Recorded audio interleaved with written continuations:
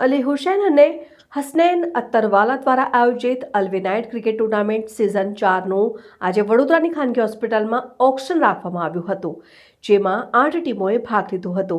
જેમાં Fakhri 11 team, Aryans 11 tiger, Haidari 11, Vadodara Chashmaghar, VCG 11, 5 star legend, GF royals, star 11 ટીમોએ ભાગ લીધો હતો. ક્રિકેટ ટુર્નામેન્ટ મે મહિનાની 8, 9 અને 10 તારીખે રમાડવામાં આવશે. વડોદરાની હોટલમાં રાખવામાં આવેલા ઓક્શનમાં એક બાદ એક ખેલાડીઓની બોલી લાગતા ભાગ લેનાર ટીમોમાં ખેલાડીઓ ખરીદવા ઉત્સાહ જોવા મળ્યો હતો. એક બાદ એક ખેલાડીઓ ખરીદવા બોલી લગાવવાની શરૂ થતાં હજારોની બોલી લાગી હતી અને ખેલાડીઓ ખરીદવામાં આવ્યા હતા.